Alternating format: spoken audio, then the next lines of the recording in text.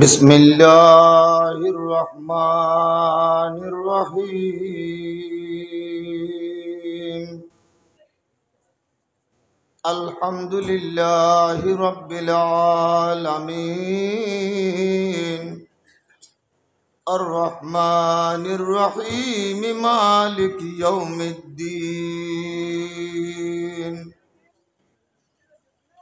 वस्सलातु वस्सलामु अला नबिय्यिना व शफीअना व रसूलना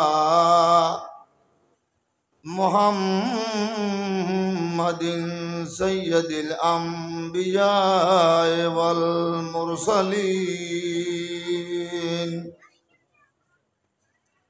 व अला आलिहि व अस्हाबिहि व अज़वाजिहि व ज़ुर्रिय्यातिहि व अहल बैतिहि अत्तय्यबीन अत्ताहिरीन। अम्मा बअदु फ़क़द क़ाल अल्लाहु तआला फ़ी शान हबीबिही व महबूबी मुख़बिरन व आमिरा।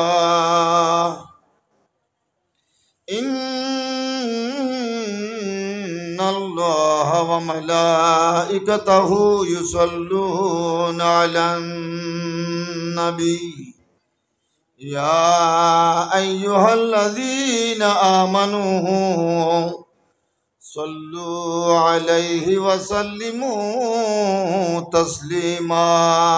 सल्लल्लाहु अला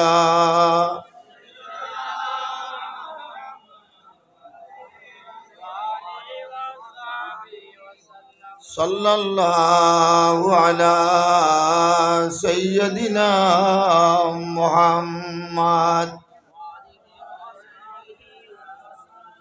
सलातुन या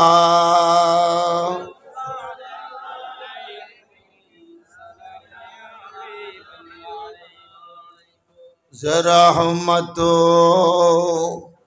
कुन नजर बरहाल ज़ारम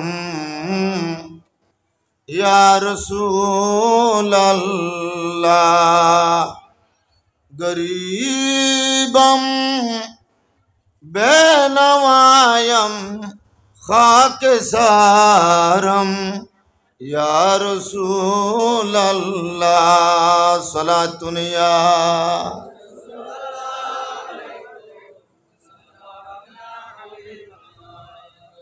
तुई तस्कीन दिल आराम जा सब्रो करार मन। रुखपुर नूर बेनमा बेकरारम या रसूल अल्लाह। सलातुन या रसूल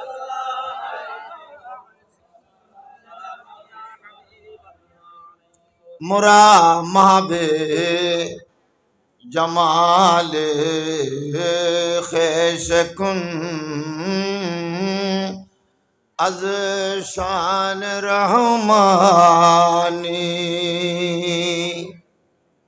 बहिजरे तू चुना सीना फगारम या रसूल अल्लाह। सलातुन या रसूल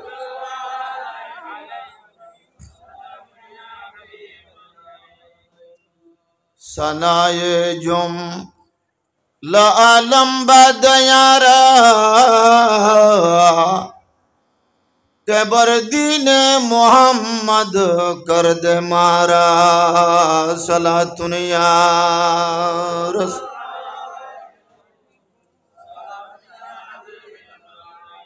मोहम्मद गर शाज जिनसे बशर नज़ीरश दर जहां लेकिन मुहालास्त सलातुन या रसूल।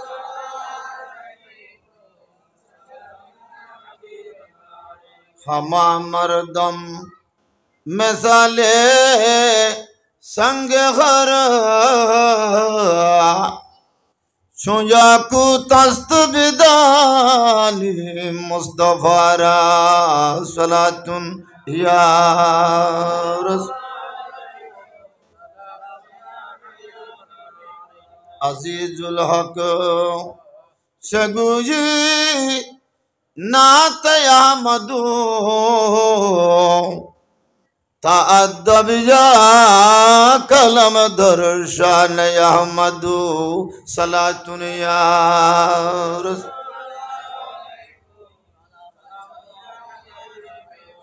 सलामे शेर बंगला दर्जन बशू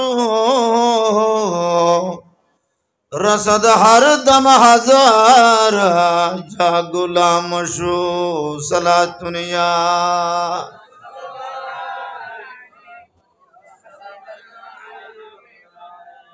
ला उक़सिमु बिहादल बलद व अंत हिल्लुम बिहादल बलद व वालिदिन व मा वलद। सदक़ल्लाहु मौलाना अज़ीम व सदक़ रसूलुहुन नबील करीम व नहनु अला ज़ालिका मिनश शाहिदीन वश-शाकिरीन वल्हम्दुलिल्लाहि रब्बिल आलमीन।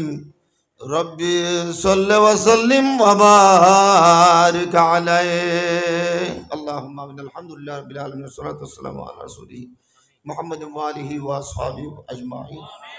अल्लाह आशिक रसूल गाजी दिन मिल्लत इमाम আহলে সুন্নাহ আল্লাহ মাজিদ শাহ বাংলার কাজী রহমতুল্লাহ আলাইহির স্মরণীয় এ জায়গাতে এসে বাদামতল এলাকায় আঞ্জুমানে মুহিব্বির রসুল গৌসিয়া জিলানী কমিটি বাদামতল শাখার ভাইদেরকে নিয়ে আপনার শাহের দরবারে হাত তুললাম এবং প্রিয় নবীর শানে কয়েকবার দুরূদ শরীফ পড়লাম। এই দুরূদ পাকের উসিলায় প্রিয় নবীর বেলাদতের উসিলায় আমাদের সকলের জীবনের গুনাহ মাফ করে দিন আল্লাহ। আমরা যারা মাহফিলে আসার জন্য নিয়ত করেছি সবাইকে মাহফিলে বসে নবীর তারিফ প্রশংসা শুনে নিজের ঈমান এবং আমলকে মজবুত করার তৌফিক দান। সাল্লাল্লাহু তাআলা আলা খায়রি সাইয়্যিদিনা মুহাম্মদ ওয়া আলিহি ওয়া আসহাবিহি আজমাইন বিরহমাতিকা ইয়া আরহামার রাহিমিন। মুআজ্জাজ হাজিরিন, আঞ্জুমানে মুহিব্বানে রসুল গৌসিয়া জিলানী কমিটি বাদামতল শাখার উদ্যোগে আয়োজিত ঈদ মিলাদুন নবী অনুষ্ঠানের সম্মানিত সভাপতি মোহতারামুল মকাম ওয়াজিবুল এহতারাম আহসানুল উলুম জামিয়া গৌসিয়া কামেল মাদ্রাসার সুযোগ্য অধ্যক্ষ মোহতারামুল মকাম ওয়াজিবুল এহতারাম আল্লামা আবুল বায়ান হাশিম সাহেব কাবলা দামাত বরকাতুল আলিয়া, প্রধান মেহমান হিসেবে যাকে আমি মঞ্চে দেখেছি কে সিফাতলি বহুমুখী আলিয়া মাদ্রাসার সম্মানিত শাইখুল হাদিস শাইখুল তফসির ওয়াল ফিকহ হযরতুল আল্লামা জনাব মাওলানা শফি নিজামী সাহেব শফিউল আলম নিজামী সাহেব কাবলা দামাত বরকাতুল আলিয়া, স্টেজে উপস্থিত অনেক উলামায়ে কেরাম, ব্রাদারান ইসলাম রহমানি ওয়া রাহমাকুমুল্লাহ তাআলা, আসসালামু আলাইকুম ওয়া রাহমাতুল্লাহি ওয়া বারাকাতুহু। মাশাআল্লাহ, আল্লাহ দরবার শুকরিয়া। আমি আপনাদের শুকরিয়া জ্ঞাপন করছি যেহেতু আপনারা আসার কারণে নবীর মাহফিলের সৌন্দর্যটা বৃদ্ধি পেয়েছে, যার কারণে নবীর মাহফিলের সৌন্দর্য বৃদ্ধি পায় তার শুকরিয়া আদায় করতে হবে। সাথে সাথে আর একটা কথা, আমার বন্ধুবর, আমার ক্লাসমেট, আমার সঙ্গী, আপনাদের এই এলাকার সুপরিচিত হক্কানি রব্বানি আলেম দ্বীন হযরত মাওলানা ইদ্রিস সাহেব কাবলা এখানে উপস্থিত রয়েছেন। নিয়ে আমার সঙ্গে আমার দোস্ত, আমরা একসাথে লেখাপড়া করেছিলাম। আজকে এই এলাকার মধ্যে আমি একবার এসেছিলাম খন্দকের জমিনে যেখানে সারা বাংলা আল কাদের রহমতুল্লাহকে উপরে জুলুম করা হয়েছিল, হ্যাঁ, এই জায়গার দক্ষিণ পার্শ্বে একটা মসজিদ গৌসিয়া, এই মসজিদে গৌসিয়ার মধ্যে আমি এসেছিলাম তখন, এটা 1976 ইংরেজিতে, 1976 ইংরেজিতে আমি এসেছিলাম।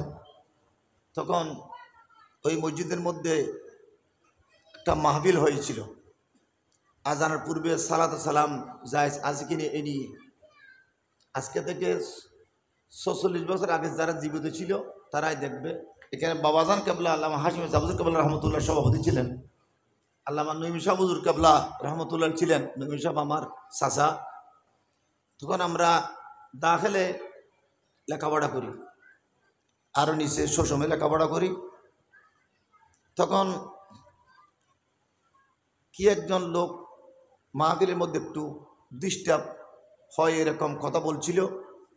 তখন বাবা হাসান কেবলা রহমতুল্লাহ আলাই স্টেজ থেকে উঠে তাকে সে দৌড় দিছে, দৌড়তে পারে নাই, তো এখন সে চলে গেছে। এই ঘটনাটা দেখলাম, আমার মনে পড়ে আজকে থেকে প্রায় 46 বছর আগে।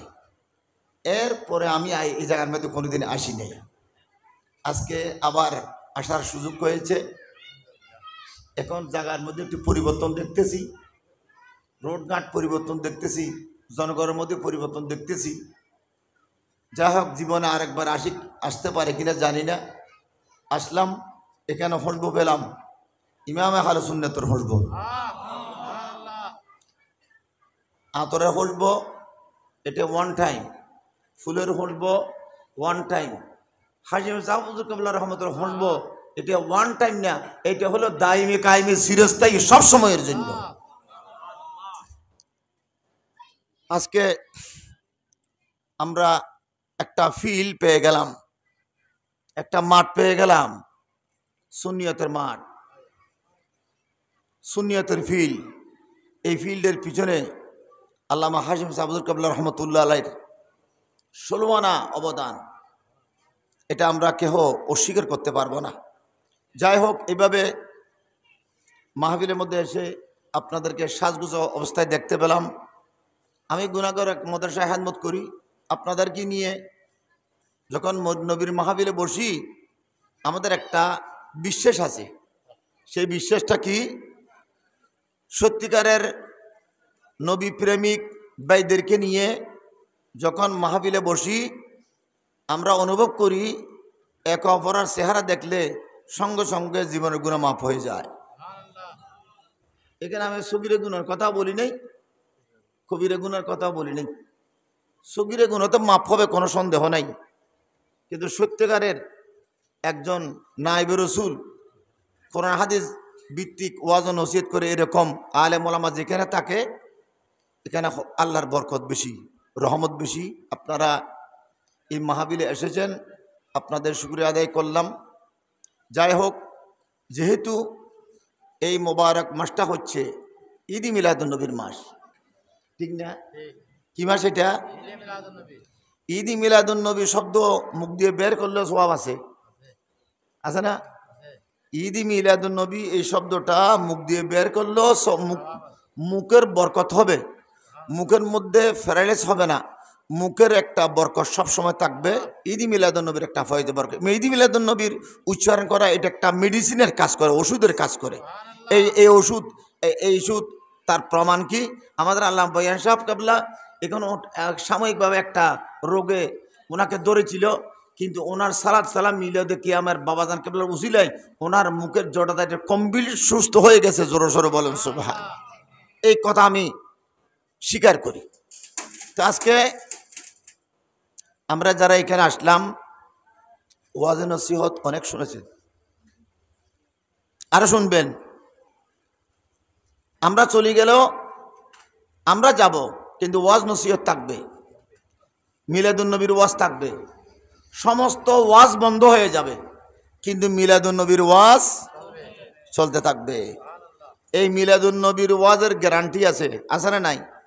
সিনেমা, বায়স্কোপ, নাচ গান, কত শানে কত কিছু, কতজন কত কিছু বলে, এগুলা শুরু হবে আবার শেষও হবে, এগুলির একটা সীমাবদ্ধতা আছে। কিন্তু মিদি মিলাদুন্নবীর কোনো সীমাবদ্ধতা নাই। আল্লাহর কোরআনে কি বলে দেখি, লা উকসিমু বিহাযাল বালাদ। আল্লাহ রাব্বুল আলামিন বলেন, হে আমার প্রিয় নবী, আমি আল্লাহ কসম করতেছি, আমি আল্লাহ শপথ করতেছি। আল্লাহ কসম করে, আল্লাহ শপথ করে। কিসের কসম, কিসের শপথ? বিহাযাল বালাদ, এই শহর। হাতে ইশারা করে না মানুষে, ইশারা করলে ওইটাকে ইসমে ইশারা বলে। যে শব্দ দিয়ে ইশারা করে ওইটাকে ইসমে ইশারা বলে। হাযাল বালাদ, আরে আমি কসম করতেছি শহরের, সে কথা বললে হয়তো ইশারা করার দরকার ছিল না। কিন্তু আল্লাহ বলেন, আমি শুধুমাত্র, আপনি যদি কোনো কারো সাথে কথা বলেন, অনেক সময় মুখে বললে হয় না, হাতে ইশারা করতে হয়, ঠিক না? হাতে। বোবা মানুষের সাথে মুখে বললে বোবা মানুষ তো আপনার কথা বুঝবে না, বুঝবে? বোবা মানুষকে কথা ইশারায় বলতে হবে, সবাই যেন বুঝতে পারে। এখানে ভালো মানুষ হোক, বোবা মানুষ হোক, আধা মানুষ হোক, খানা মানুষ হোক, আরে এখানে মনে যেরকম আকিদের হোক, যেরকম মন মাইন্ডের হোক, যে খেয়ালের হোক, সবাই যেন সহজে অনায়াসে ফ্রিভাবে যেন বুঝতে পারে। এই জন্য আল্লাহ বলেছেন, আমি এই শহরের কসম করতেছি। জোরে সোরে বলুন সুবহান। কোন শহরের কসম? চট্টগ্রাম শহরের কসম না, ঢাকা শহরের কসম। অনেক অনেক শহর পৃথিবীর মধ্যে আছে, আল্লাহ কোন শহরের কসম কান নাই। কোন শহরের কসম? বিহাযাল বালাদ, মক্কা শরীফ ফের অধীনে যে মক্কা নগরী আছে, মক্কা শহর আছে না নাই? মক্কা শহরের কসম করতেছি। এই আওয়াজ বন্ধ করো, এদিকে এদিক সেদিক কথা বলি না, কথা শুনতে চেষ্টা করো। আমি মক্কা শহরের কসম করতেছি। আল্লাহ বলেন, আমি মক্কা শহরের কসম করতেছি। কেন কসম করতেছি? আমি তো আপনি আসার আগে আদম আলাইহিস সালাম থেকে নিয়ে, হযরতে নূহ আলাইহিস সালাম থেকে নিয়ে, ইব্রাহিম আলাইহিস সালাম থেকে নিয়ে লক্ষ লক্ষ পয়গম্বর দুনিয়ার মধ্যে এসেছিলেন। তাদের কোনো জমানায়, কোনো সময়ে আমি আল্লাহ মক্কা শরীফের কসম করিনি। খুব খেয়াল করেন, মক্কা শরীফের কসম করিনি। আপনি দুনিয়ার মধ্যে তশরিফ আনার সাথে সাথে, আপনার আগমন হওয়ার সাথে সাথে আমি আল্লাহ আপনার আগমনের কারণে, আপনার মিলাদের কারণে, আপনার বার্থডের কারণে আমি আল্লাহ খুশিতে এমন হয়েছি, সবাই খুশি হয়েছে। জিন, ইনসান, মানব, দানব, মাছি, মশা, পশু পাখি, যত প্রকার খাইওয়ানার নাবাদাত জমাদাত আছে, আসমান জমি আছে, বনের ফাঁকি আছে, সব কিছু আছে, সবাই খুশি হয়েছে। আমি আল্লাহ কসম করে বলতেছি, আমি আল্লাহও খুশি হয়েছি। জোরে জোরে বলুন সুবহানাল্লাহ। ওয়ান তাহিল্লুম বিহাযাল বালাদ। আবার বলি, লা উকসিমু বিহাযাল বালাদ ওয়া আনতা হিল্লুম বিহাযাল বালাদ। হাযাল বালাদ একবার বলছে, হয়ে গেল তো, আর দ্বিতীয়বার বলা লাগে না। কিন্তু নবীর কথা যখন বলা হয়েছে, তখন আল্লাহ ওই শহরের উপর কসম খুশি হয়ে ওই শহরের কথা দুইবার উল্লেখ করেছে। এই মক্কা শরীফ, এই মক্কা শরীফের কসম দুইবার বললে সেখানে কোনো সন্দেহ কার না। এই মক্কা শরীফ, এই মক্কা শরীফ কেন বলে? যেই মক্কা শরীফের মধ্যে আমার রাসূল তশরিফ এনেছিলেন, খুশিতে আল্লাহর মুখ দিয়ে কুদরতের জবান দিয়ে কসম শব্দ বের হয়েছে। জোরে জোরে বলুন সুবহানাল্লাহ। ওয়ান তাহিল্লুম বিহাযাল বালাদ। যে নবীর আসার কারণে মক্কা শরীফের দাম বাড়ি গেছে, বাড়ছে না? কিরকম বাড়লো? নবী আসার আগে মক্কা শরীফে এক রাকাত নামাজ পড়লে এক রাকাতের সওয়াব ছিল। নবীর আসার কারণে এখন আল্লাহ বলেন আমার নবীর মিলাদের এমন বরকত, আমি এক রাকাতে 1,00,000 রাকাতের সওয়াব দেব। বাংলাদেশের টিয়ার মান বেশি নাকি ডলারের মান বেশি? $1 বাংলাদেশি টাকা কত? 1,40,000 টিয়া। 140 টাকা না 35 টাকা নাকি 20 টাকা? ডলারের দাম বেশি নাকি বাংলাদেশের টাকার দাম বেশি? মান বেশি ডলারের।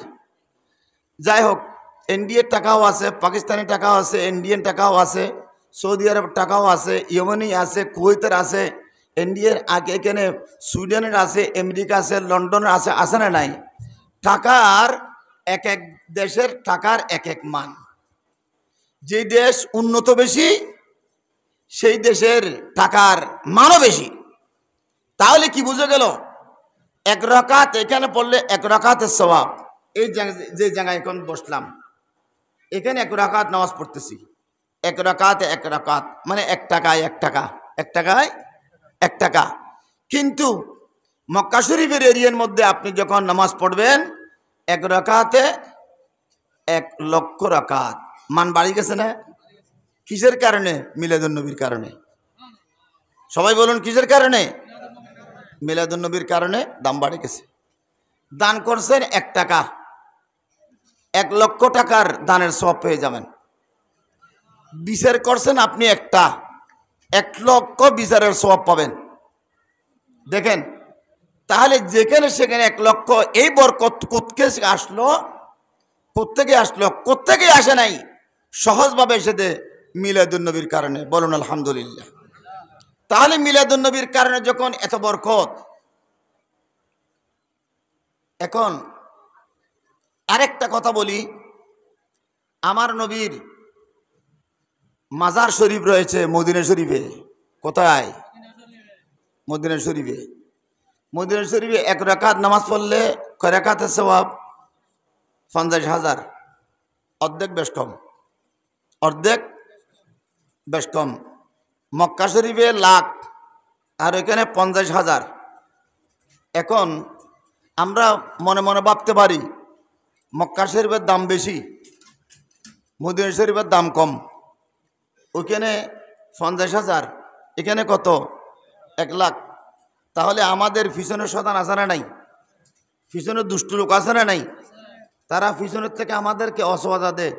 দেখো মক্কা শরীফের সওয়াব বেশি, মদিনা শরীফের সওয়াব কম। প্রথমে আমাদের সামনে আসবে সুন্দর, কিন্তু আমাদেরকে মিসগাইড করবে। কি করবে? ভুল ধারণা দেবে, আমাদেরকে মিসগাইড করবে।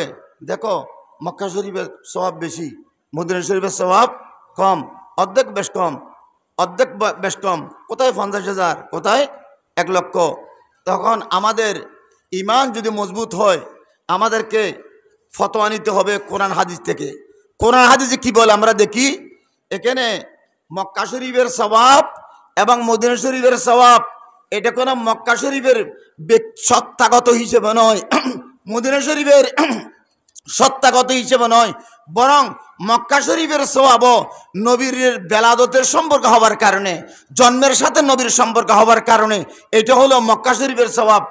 আর মদিনা শরীফে আমার নবীর শাহিদ হওয়ার কারণে, মাজার থাকার কারণে, তা নবীর কারণে মদিনা শরীফের সওয়াব, নবীর কারণে মক্কা শরীফের সওয়াব, দোনোটাই হচ্ছে নবীর কারণে। জোরে জোরে বলুন সুবহানাল্লাহ। তাহলে মিলাদুন নবীর মধ্যে বরকত আছে না নাই? ওয়ান্তা হিল্লুন, হিল্লুন মানে ওয়ান্তা মুতাশাররিফুন ওয়া মুতাফাদ্দিলুন, ওয়ান্তা নাজিলুন, ওয়ান্তা কায়িমুন, ওয়ান্তা জালিসুন, ওয়ান্তে সাবিতুন, ওয়ান্তে দাইমুন। হে আমার প্রিয় রাসূল, আপনি মক্কা শরীফের মধ্যে জন্মগ্রহণ করার কারণে মক্কা শরীফের দাম বাড়ে গেছে। তাহলে কি বুঝে গেল? আজকে আমরা আঞ্জুমানে মুহিব্বান রসুল গৌসিয়া জিলানীর কমিটি ভাইয়েরা ঈদ মিলাদুন নবী পালন করার খেয়ালে এই জায়গার দামও বাড়ে গেছে। এই জায়গার দাম বাড়ছে না, বরং এই মাহফিলের মধ্যে যারা এসেছে তাদের দামও বাড়ে গেছে। महबूब की महफिल में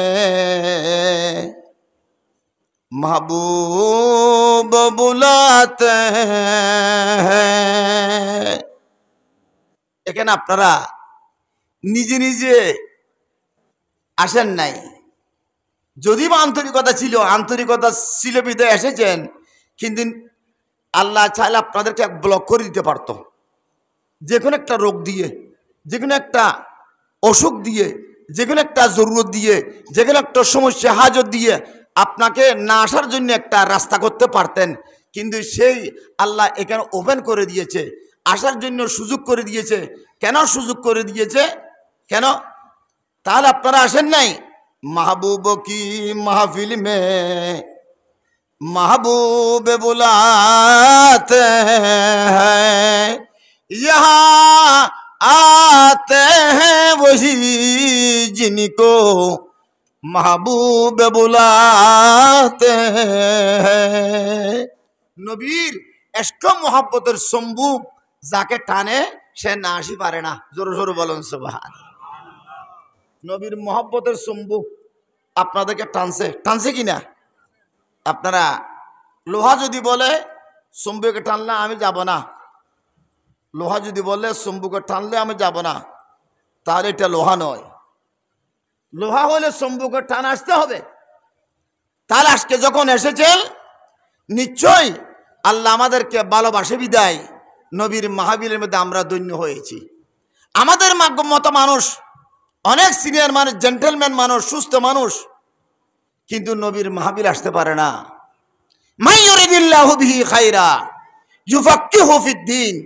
আল্লাহ যাকে ভালোবাসে তাকে নবীর মাহফিলের মতলব বুঝার জন্য, বাপ বুঝার জন্য তৌফিক দান করে। নবীর মাহফিলের মর্ম যে সেই বুঝতে পারে না।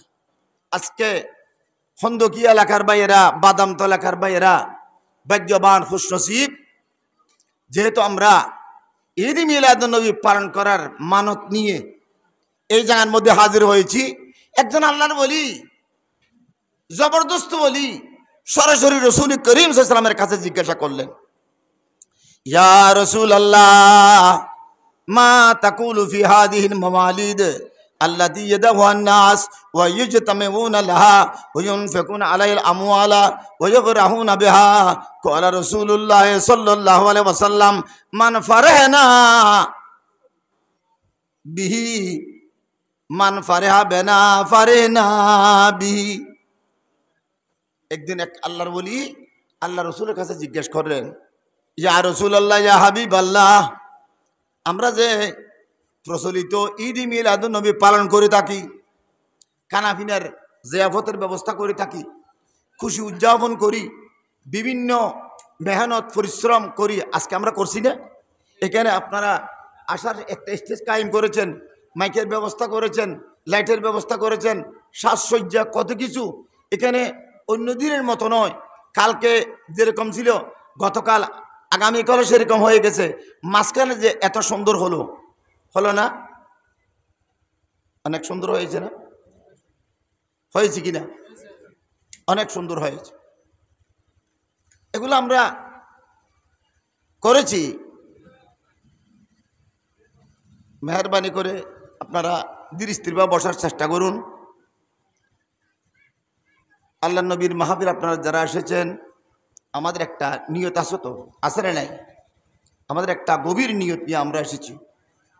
এলোমেল বন্ডের ভাইয়েরা এলোমেল বাবা না বসে একটু আন্তরিকতা নিয়ে বসার চেষ্টা করুন। একটু দূর সই পড়ুন, সালাতুনিয়া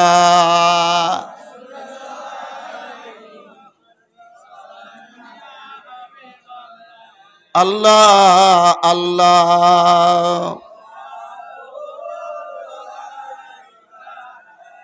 ইল্লাহু আল্লাহ আল্লাহ।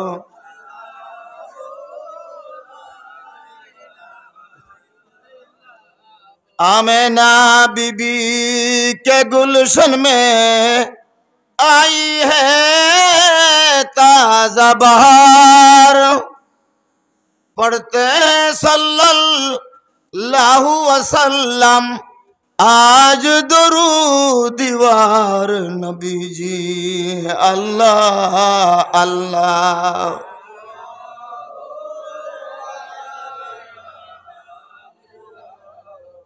अल्लाह अल्लाह।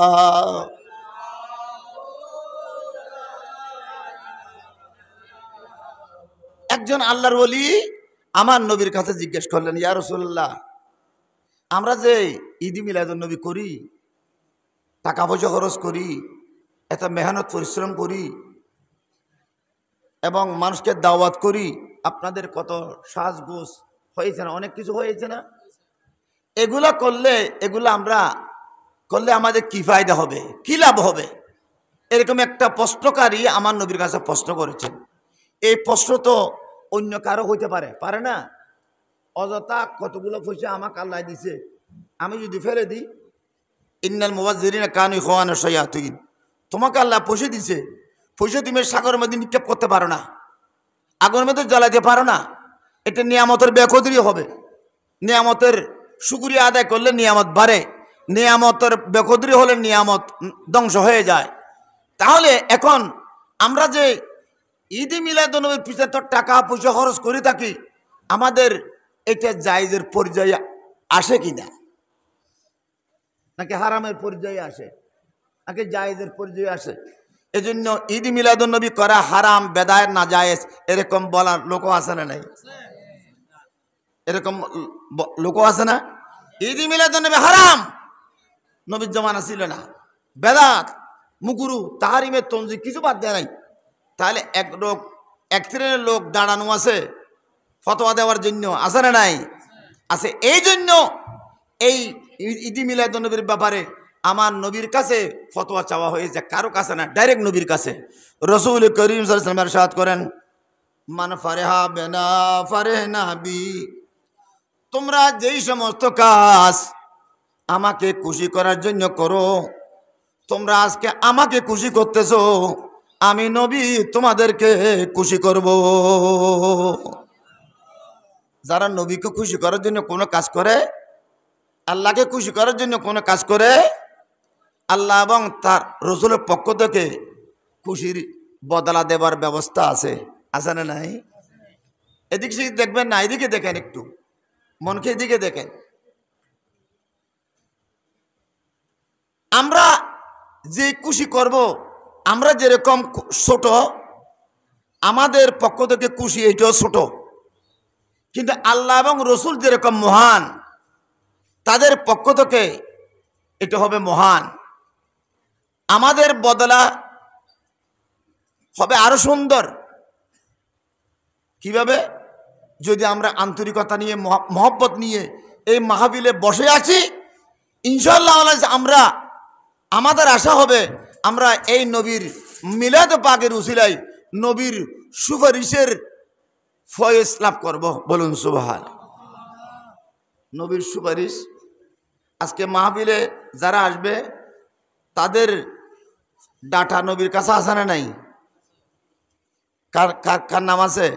আপনার নাম, আপনার বাপের নাম, আপনার বংশর নাম, খন্দকিয়ে বলেন, যতজন বলেন, আপনার 14 গোষ্ঠীর নাম, ঠিকানা সহ নবীর ডান হাতের মধ্যে আল্লাহ জমা দিয়েছে। বলুন সুবহান। আমার নবীর ডান হাতের মধ্যে সব জান্নাতীদের লিস্টি আছে, আছে না নাই? আর বাম হাতের মধ্যে, নবীর বাম হাত মুবারকের মধ্যে যতজন দুজকে যাবে, কাফের, মুশরিক, বেঈমান, সবাইয়ের লিস্টি আমার নবীর নবুয়তের বাম হাতের মধ্যে আল্লাহ জমা দিয়েছে। হে নবী, আপনার ডান হাতে নেককারের নাম জমা দিলাম, আপনার বাম হাতে কাফেরদের নাম জমা দিলাম। কেন জমা দিলাম? আমি আল্লাহ আপনাকে এখতিয়ার দিলাম, আপনি চাইলে নিজের হাত জান্নাতের দিকেও দিতে পারেন, বেহেশতের দিকে, দোজখের দিকেও দিতে পারেন। আপনাকে এখতিয়ার দিলাম, পূর্ণ এখতিয়ার। তো আজকে আমরা যারা এখানে হাজির হয়েছি, আমাদের নাম, আমাদের ঠিকানা, আমাদের ডাটা সব কিছু আমাদের নবীর হাতের মধ্যে আছে না নাই? আছে। সুতরাং এই নবীর মাহফিলে বসার সময় হুঁশিয়ার, সাবধান। তো নবীর কাছে যদি টিকে না থাকে, নবী আমাদের নাম জানে কি না? আচ্ছা, আমরা সবাই দেখলাম যে এই আমাদের ক্লাসমেটেও এখন নাম ভুলে গেছি।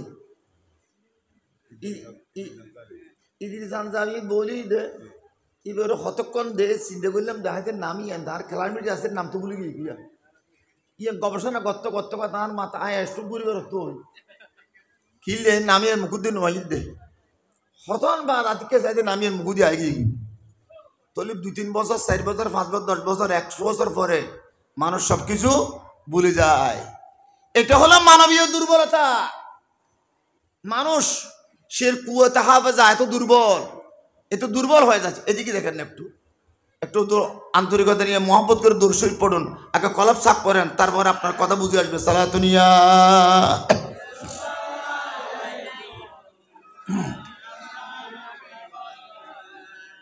তকবীর দাও, তকবীর জোরে নারায়ে তকবীর আসছে না? কুরসি ইদানা গদি কুরসি ওরে ওয়াসিয়া কুরসি সামাওয়াত আর কারিয়ান হয় সে মেহমান হয় সেটা সে যাও, ঠিক আছে বুঝুন। মাশাআল্লাহ, সালাতুনিয়া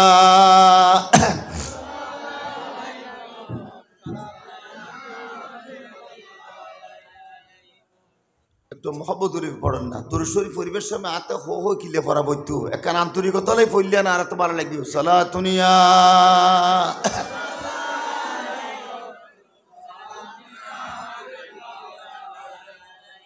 বারা রবিউল আউয়াল কও আয়া দুরয়তিম মাহে নবুয়ত মেহরে রিসালত সাহেবে খুলুকে আজিম নবীজি।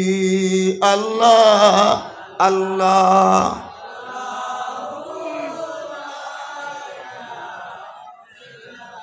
ও আল্লাহ আল্লাহ।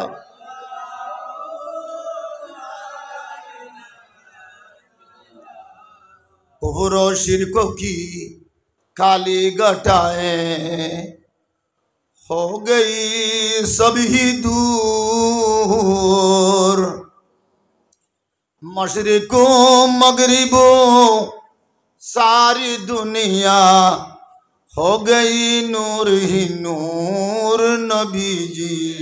अल्लाह अल्लाह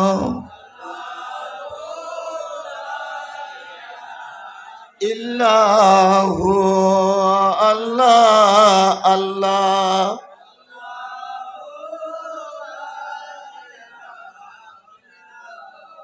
जिब्रील आए जुला जुलाने लोरी दे जिशान,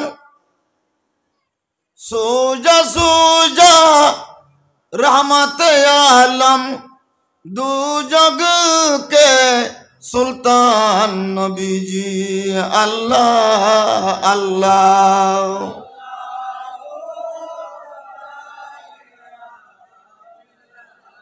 ओ अल्लाह अल्लाह।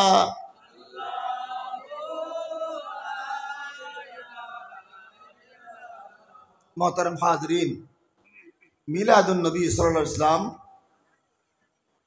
मेरे महफिल আল্লাহর রহমতের মাহফিল, খায়ের বরকতের মাহফিল। এই মিলাদুন নবীতে আমরা কেন আসলাম? আমাদের একটা আশা আছে। আমরা নামাজ রোজা হজ যাকাত ইবাদত বندگی করলেও এগুলা দ্বারা একটাও আমরা আশা করতে পারি না, কিন্তু মিলাদুন নবী আমাদের একটা আশার জিনিস। কিসের জিনিস? আশা করতে পারি। কারণ নামাজ রোজা হজ যাকাত যত আছে এগুলা ফরের জিনিস। কিসের জিনিস? এগুলো সব পরে। আগে হলো কি? মিলাদ। নবী পাক সাল্লাল্লাহু আলাইহি ওয়াসাল্লামকে যদি আল্লাহ জন্মগ্রহণ না করাতেন, নবীর জন্ম যদি না হতো, তাহলে এত কিছু আমরা পেতাম? কোনোদিন পেতাম না। তাহলে মিলাদুন নবীর ওসিলা ধরে আমরা সব কিছু পেয়েছি। এজন্য যে কথাটা বলতে চেয়েছিলাম, ও আমাদের তশরিফ এনেছেন, সবাই বলুন আলহামদুলিল্লাহ। আমাদের প্রিন্সিপাল সাহেব কেবলা হচ্ছেন বাবাজান কেবলার প্রতিচ্ছবি। বাবাজান কেবলা যারা দেখেছেন, যতবার দেখেছিলেন, এই চেহারার একটা বরকত আছে না? আজকে সেই চেহারা কয়েক বছর ধরে আমাদের থেকে গায়েব হয়ে গেছে। সেই চেহারার পরিবর্তে আরেকটা চেহারা, যে চেহারার সাথে কারো কোনো মিল নেই, আমাদের দেখার সুযোগ হয়েছে।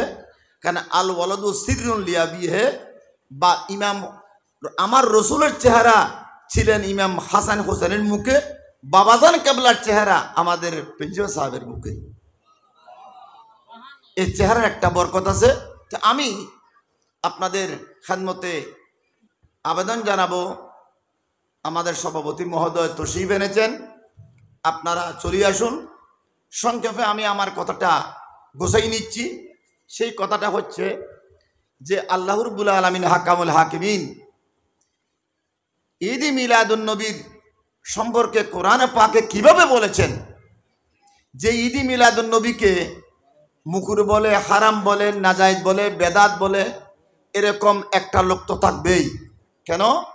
যদি রাত না হয় দিনের মর্যাদা হবে না, যদি খারাপ না হয় বালার মর্যাদা হবে না, যদি মন্দ না হয় উন্নতের কোনো, যদি কেনে কোনো জিনিসের একটা মোকাবেল থাকতে হয়, তো রাফুল আসিয়াউ বেআজদা দেহা, কোনো একটা জিনিস ভালোভাবে চিনতে হলে তার সরকার বিরোধী পার্টির দরকার আছে না নাই?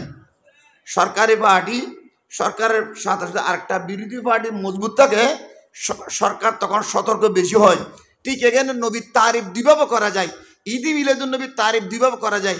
একটা হলো কোরআন হাদিসের আলোকে নবীর তারিফ তুলে ধরা, আর একটা যারা নবীর ঈদ মিলাদ বেদাত বলবে, নাজায়েজ বলবে, হারাম বলবে, তাদেরকে উত্তর দিতে গিয়ে নবীর আসল তারিফটা বাসি উঠে। জোরে জোরে বলুন সুবহানাল্লাহ।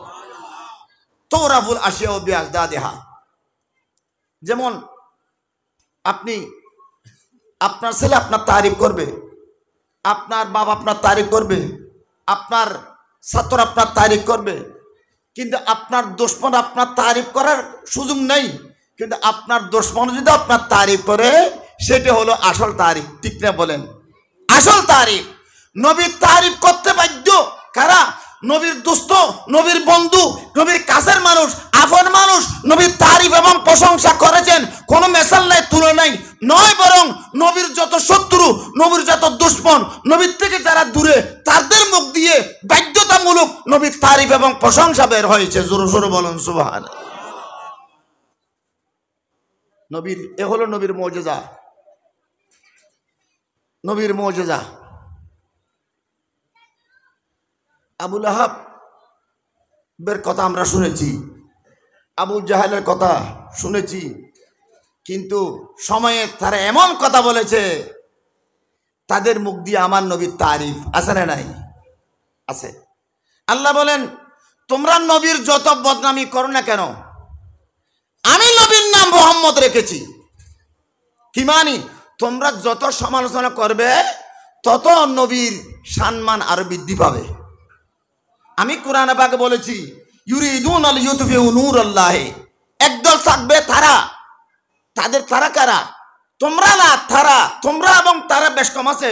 তোমরা মানে কি আপনতম, তোমরা মানে কাছের মানুষ, তোমরা মানে আপন মানে নিকটের মানে বন্ধু মানুষ, তারা মানে দুশমন। আবু জাহেল, আবু লাহাব, তারাই নবীর তারিফকে ঘটানোর জন্য চেষ্টা করবে। কিন্তু নবীর তারিফকে ঘটানোর জন্য যত চেষ্টা করবে, নবীর তারিফের জানটা আর উঠতে থাকবে। বলুন সুবহানাল্লাহ। ইউরিদুনা লিইউতিমু ওয়াল্লাহু মুতিম্মু নূরিহি।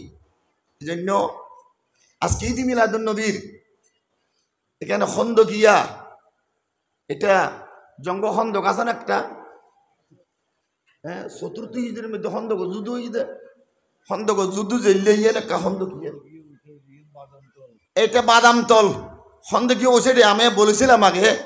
আজকে এই একটা স্মরণীয় একটা জায়গা, আপনাদেরকে এই জায়গার উচিত দেয় যত সুন্নি জামাতের আলেম ওলামা আছে সবাই যখন হন্দ গিয়ে ওয়াজ করে তখন বাদামতলার মানুষ এখানে তা কিনা থাকে, এটা স্মরণীয় জায়গা হয়ে গেছে। তো আজকে ঈদ মিলাদুন নবীর এখানে এত চর্চা, এত ফিরিভাবে কেন? যেহেতু এখানে করবালা হয়েছে, ইসলাম জিন্দা হয় যেখানে করবালা হয়। করবালা না হলে ইসলাম জিন্দা হয় না। আজকে এই দেশের মানুষ মিলাদমুখী, এদেশের মানুষ ফাতিহামুখী, বাবাজান কেবলার খুশবর অপেক্ষায় কেন? যেহেতু এখানে একবার আশিক রসুলের জন্য এখানে একটা ঘটনা হয়েছিল, এটার কারণে এই দেশের মানুষের অন্তরের মধ্যে নবী প্রেম বৃদ্ধি পেয়েছে, বলুন সুবহানাল্লাহ। আজকে ঈদ মিলাদুন নবীর অনুষ্ঠানে আমি আপনাদেরকে জানাই, আল্লাহ এই জায়গার কসম করেছেন। আমি বলছিলাম না 1976 ইংরেজির মধ্যে আমরা এসেছিলাম, তখন এখানে একটা মসজিদ ছিল, বাবাজান কেবল সেখানে ওয়াজ করেছিলেন, নইমি সাহেব মালিকিবের নুমাইরা 1976 ইংরেজির মধ্যে। তখন বাবাজান কাবলা এখানে আমরা পড়েছিলাম। আজকে এই 46 বছর পরে আবার এই জায়গার মধ্যে আসার সুযোগ হয়েছে। দেখেছি বাবাজান কাবলার সাথে আমরা 44 বছর পরে আবার এখানে আসলাম। তো যাই হোক, আমি একথা বলতে চাইছিলাম, সেই এখানে যেখানে স্যার বাংলা রহমতুল্লাহ আলাইকে এখানে জুলুম করা হয়েছে, সে এখানে গাছ ছিল একটা, এখন আছে কিনা জানি না, একটা সংস্কার হয়েছে, এখানে সব কিছু পরিবর্তন হয়ে গেছে। বর্তমান এর পাশাপাশি একটা গৌসিয়া মসজিদ হয়েছে, সেই মসজিদের মধ্যে মাহফিল হয়েছিল আগের থেকে, আজকে থেকে 44 বছর আগে থেকেও। তো আমরা এই জায়গা মানুষকে ভাগ্যবান মনে করি। আপনাদের এই এলাকার মধ্যে আমরা এসেছি, ঈদ মিলাদুন নবীর শানের রেসালতের উপরে আপনারা মাহফিল করেছেন, আপনাদেরকে ধন্যবাদ জানাই।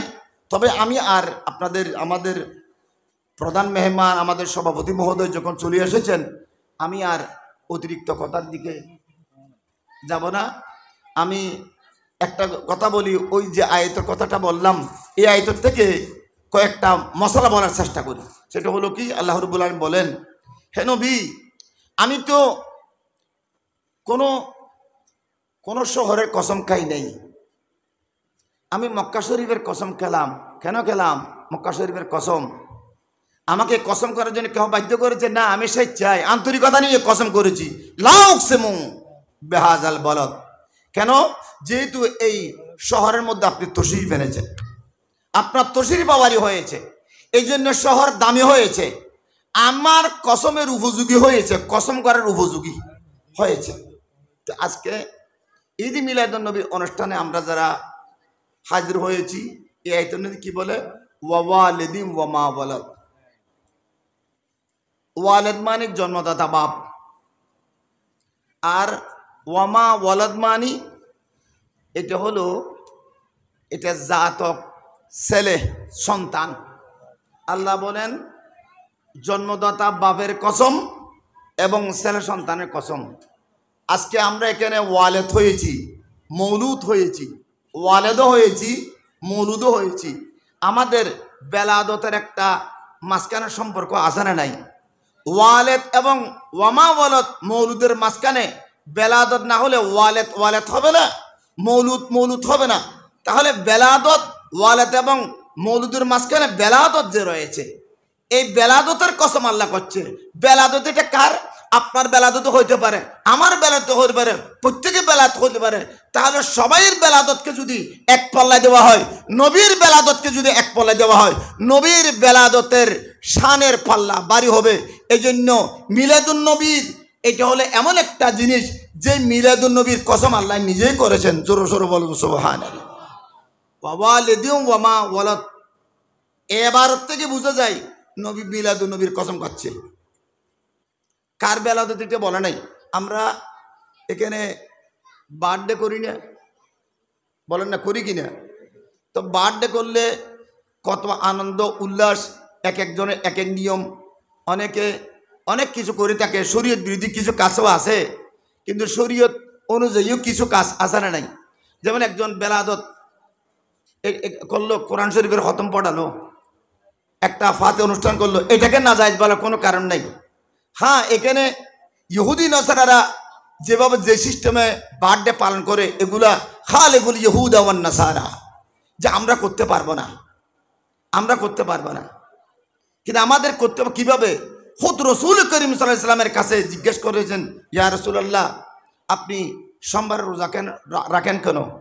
আমার রসুল উত্তরে বলেন, সোমবারে আমার মিলাদ হয়েছে, এই জন্য আমি শুকরিয়া আদায় করি। জোরে জোরে বলেন সুবহান। তাহলে সোমবারে নবী রোজা রাখার কারণ কি?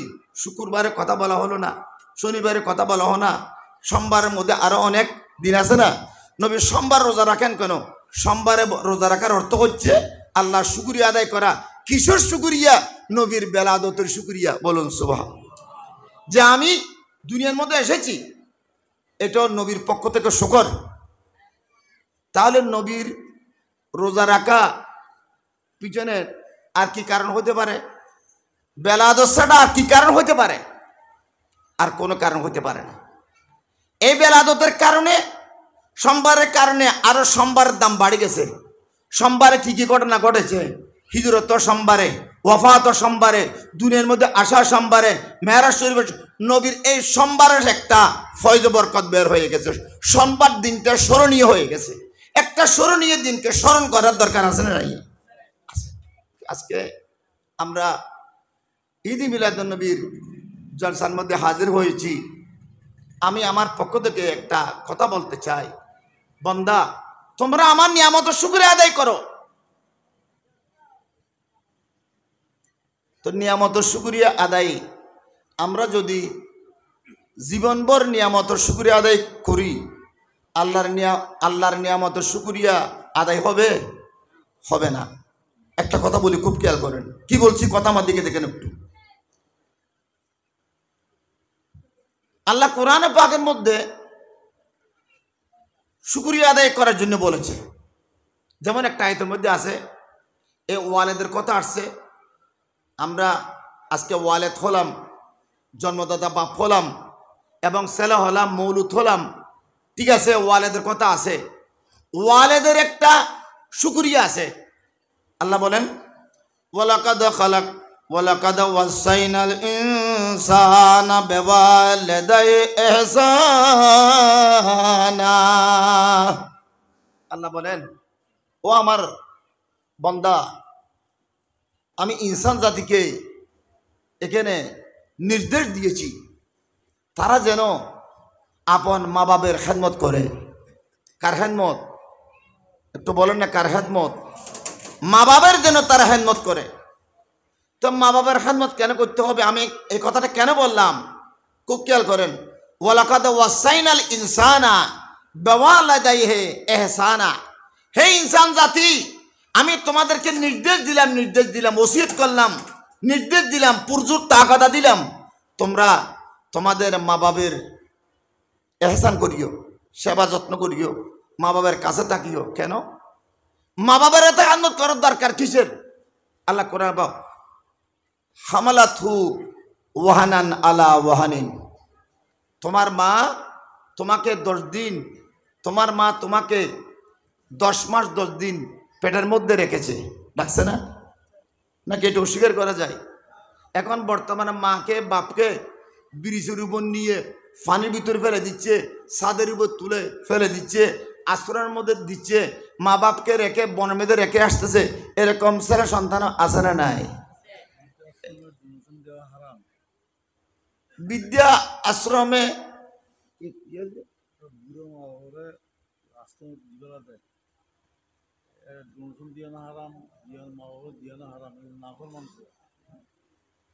আমাদের পেঞ্জাব সাহেবের কথাটা আমি একটু উনি মাইকের হরণ কি বলি, কথা শুনেন। বৃদ্ধাশ্রমের মধ্যে মা বাপ দেওয়া হারামিয়া হয়ে যাবে না? বৃদ্ধাশ্রমের মধ্যে নিজের মা বাপকে দেওয়া, এটা সরাসরিয়ের মোতাবেক, কোরআন হাদিস মোতাবেক সম্পূর্ণ হারাম। ওইখানে দান খয়রাত করা, ত্রাণ দেওয়া, সহযোগিতা করা এবং ওদেরকে যত পারা সহযোগিতা করা, সম্পূর্ণ এগুলো হারাম। কেন? শুনেন, কথা আসছে দেখুন, একটু বলি। মা বাপ মারা গেলে কিছু ভাই বেরাদর বর্তমান আছে, মা বাপকে গোসল দেওয়ার জন্য মসজিদের মুয়াজ্জিন তালাশ করে, ইমাম তালাশ করে, বা যারা গোসল দেয় তাদেরকে তালাশ করে, টাকা দিয়ে পয়সা দিয়ে কোনো একজন মানুষ অনেক গোসল দিয়ে, এরকম আমাদের দেশেও আছে না নাই? এগুলা এগুলা ফর্মাবরদার ছেলের কাজ নয়, এরা আসলে সুপুত্র নয়, তার জানে না, হয়তো জানে না। মা বাবের গোসল কারো দিয়ে না করে নিজের মা বাবের গোসল নিজে দেওয়া, এটা হলো ছেলের পক্ষ থেকে মা বাবের খেদমতের অংশ। মা বাবার খেদমতের, তুমি তোমার জীবন বা মা বাবার খেদমত করো নাই, আজকে আরেকজনে তোমার মা বাবাকে গোসল দিয়াচ্ছে, আল্লাহ তোমার দ্বারা তোমার মা বাবার খেদমত নিচ্ছে না, তুমি তোমার মতো থেকে যাবে, তোমার আর উপরে যেতে হবে না। তুমি আজকেও শেষবারের মতো একটা অন্য মানুষ দিয়ে তোমার মা বাবাকে গোসল করাচ্ছ, তুমি গোসল করার সুযোগটা পাচ্ছ না। অথচ নিয়ম হলো মা বাবা গোসল দেওয়ার সময় এখানে তার সতরের মধ্যে হাত দিতে হয়, ঠিক না বেঠিক বলেন? তো এখানে বাহিরের একজন দিয়ে আপনি গোসল করান, তাহলে বাহিরের তার একটা সতরের মধ্যে নজর পড়ার সম্ভাবনা আছে। এখানে আমি বলবো প্রিন্সিপাল সাহেব যে কথাটা বলেছেন, আশ্রমের ব্যাপারে কথাটা বলতেছি, মা বাপ নিয়ে অবহেলা করা ঠিক না, মা বাপকে আশ্রমে দেওয়া হারাম। বাড়ার ঘরের মধ্যে গোসল দিয়ে পয়সা দিয়ে বাড়ার ঘর যেন নিজের মা বাবার কোনো কাজের মধ্যে যেন না লাগে, একটু মা বাপ থেকে দূরে থাকে, এগুলো সম্পূর্ণরূপ ইসলামের মধ্যে হারাম মানা। খুব খেয়াল করেন আমার কথার মধ্যে, আমি একটু লাইনে আসতেছি। আল্লাহ কোরআনে পাক বলেছেন যে তোমরা কি করবে, যেই মা বাপ তোমাদেরকে জন্ম দিয়েছে, জন্মদাতা মা বাপ, সেই জন্মদাতা মা বাপ সম্পর্কে আমি আল্লাহ তোমাদেরকে নির্দেশ দিচ্ছি। কিসের নির্দেশ? নির্দেশটা বলি, আছে ওই আয়াতের মধ্যে মাঝখানে আয়াতা, আনিশকুরলি ওয়ালে ওয়ালিদাই, যে তুমি মা বাপের আমার শুকরিয়া আদায় করো, মা বাবার শুকরিয়া আদায় করো। মা বাবার শুকরিয়া আদায় করার জন্য এবং আল্লাহর শুকরিয়া আদায় করার জন্য। এখন শুনেন, আমি যদি আমাকে একটু কথা বলতে দেন, কথা একটু শোনার চেষ্টা করেন। এক ব্যক্তি একটা মসজিদ বেঁধেছে, মসজিদ বাঁধার পর সুন্দর মসজিদ, এখানে গম্বুজও দিয়েছে, একেবারে মসজিদের সুন্দরের মতো একটা সুন্দর আধুনিক সিস্টেম ডিজিটাল মসজিদ, এসিও লাগাইছে, সুন্দর মসজিদ, মসজিদের সুন্দরের কোনো অভাব নাই। বলছে কি আমি এই মসজিদ দিয়ে আমি আমার মা বাবার হক আদায় করলাম। একথা বলার পর দেরি হয় নাই, মসজিদ সঙ্গে সঙ্গে চুরমার হয়ে গেছে। তাহলে আল্লাহর পক্ষ থেকে কি আসলো উত্তর?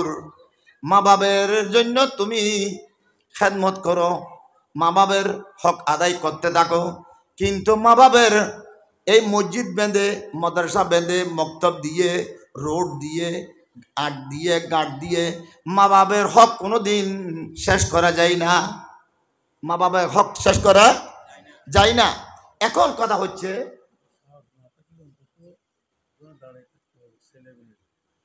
কোথায়? হ্যাঁ, আমি এই কথাটা আমার পরে আসতেছি। এখানে যদি করার, যদি এখানে একেবারে কোনো সাহস না থাকে, তৌফিক না থাকে, কোনো অসুবিধা, অন্ততপক্ষে মা বাপকে কীভাবে গোসল দিচ্ছে সেখানে দাঁড়িয়ে সাক্ষী হতে হবে যে আমি পারলে করতাম, পারতেছি না, এই জন্য আমি সামনে হাজির আছি, হাজির থাকতে হবে।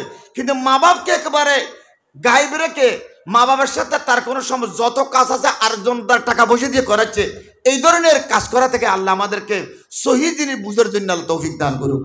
যাক, আমি যেই কথাটা বলতে চাইছিলাম, আমি মা বাবার হক আদায় করেছি, মসজিদ দিয়েছি, মাদ্রাসা দিয়েছি, ফুল দিয়েছি, একটা বিরাট মাঠ দিয়েছি, আমি মা বাবার হক আদায় করেছি।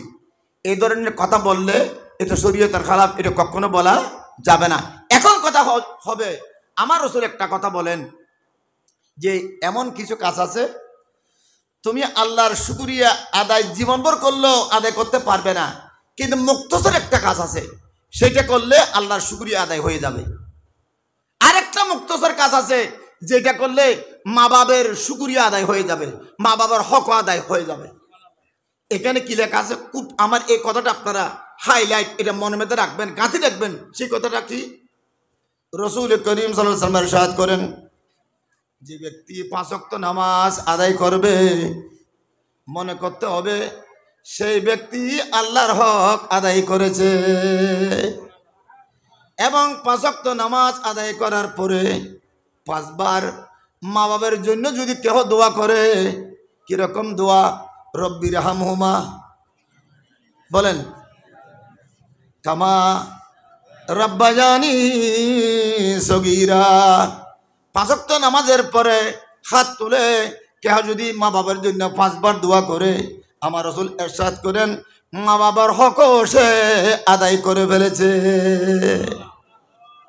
এখন আপনাদেরকে বলি, 5 ওয়াক্ত নামাজ যদি আমরা পড়ি, 5 ওয়াক্ত নামাজের পর যদি দোয়া করি, তাহলে আল্লাহর হক আদায় হলো, মা বাবার হক আদায় হলো। দেখেন দুনিয়ার মধ্যে আর এখানে আল্লাহর হকের কথা বলা হয়েছে, মা বাবার হকের কথা বলা হয়েছে। আচ্ছা, আল্লাহর হক আদায় করার নিয়ম আছে 5 ওয়াক্ত নামাজ। দেখেন মা বাবার হক আদায় করার নিয়ম আছে, মুনাজাত, ঠিক না ভাই? ঠিক বলেন। মা বাবার কথাটা কেন আসলো? যদি কোনো ব্যক্তি 5 ওয়াক্ত নামাজ পড়ে মা বাবার জন্য যদি দোয়া করে, মা বাবার উসিলে তার দোয়া কবুল হয়ে যাবে, তার নামাজ কবুল হবে। মা বাবার উসিলে নামাজ কি হবে? কবুল হবে, এক কথা। আর যদি কেহ নামাজ না পড়ে মা বাবার জন্য দোয়া করে, সেই দোয়াটা দোয়া হবে না, ওটা মা বাবার জন্য বদদোয়া হবে। মা বাবার জন্য কি হবে? নামাজ না পড়ে মা বাবার জন্য দোয়া করলে ওইটা দোয়া হবে না। আর নামাজ পড়ে মা বাবার জন্য দোয়া করলে মা বাবার উসিলের নামাজ আল্লাহর দরবারে কবুল হবে। খুব খেয়াল করেন। তাহলে নামাজ পড়লে দোয়া করলে আল্লাহর হক আদায় হয়ে গেল, মা বাবার হক আদায় হয়ে গেল।